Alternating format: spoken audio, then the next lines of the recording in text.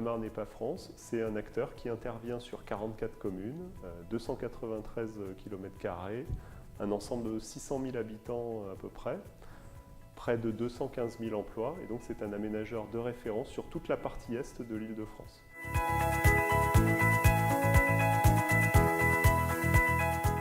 Alors déjà en 2017, les fonciers d'activité ont représenté environ 8 hectares qui ont fait l'objet de cessions. On sera sur une année 2018 similaire à 2017. Pour l'avenir, pour 2019 et au-delà, on a plusieurs opérations qui soit vont rentrer dans des phases de travaux à relativement brève échéance ou qui vont bientôt être créées, et puis d'autres bien sûr qui sont en préparation ultérieure.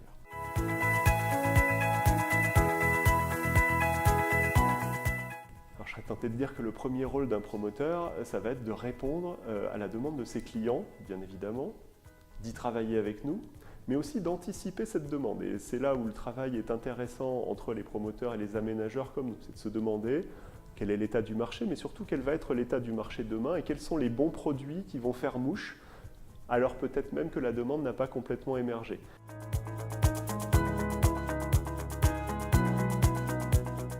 Le parc d'activité, je dirais que c'est ce qui va permettre à l'entreprise qui s'installe, souvent d'une taille assez modeste, de se concentrer sur son métier. Je dirais que c'est la première qualité que j'en attends, c'est-à-dire que l'entreprise qui vient dans le parc d'activité, elle sait qu'elle va pouvoir compter sur un environnement de travail qui soit bien adapté à ses besoins, sur un environnement qui va lui fournir des voisins qui ont aussi le même type de problématiques, qui va lui fournir les services qu'elle attend, et aussi une image de marque. C'est-à-dire que dans les parcs d'entreprise qu'on développe à Marne-la-Vallée, on fait quand même très attention à ces aspects quand même de qualité urbaine et paysagère, ce qui bien sûr donne une bonne image de l'entreprise pour ses visiteurs, ses clients, ses futurs contrats.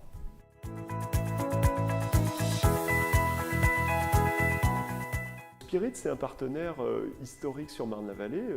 Beaucoup d'affaires ont déjà pu être traitées en commun par le passé, à Chessy, à Bussy-Saint-Georges, à Collégien notamment. On a du travail en cours en ce moment sur la ZAC de Romainvilliers, la baillie Romainvilliers, et ça s'est, je pense pouvoir le dire, toujours bien passé. Ce qui a pu être apprécié notamment de la part des équipes de Spirit, c'est leur bonne connaissance du marché, du contexte, leur faculté d'adaptation et d'intégration dans des projets urbains variés. Et puis, quelque chose qui est apprécié aussi, c'est un réseau d'acheteurs et de commercialisateurs diversifiés qui permet de s'adapter au rythme de livraison, au rythme des travaux.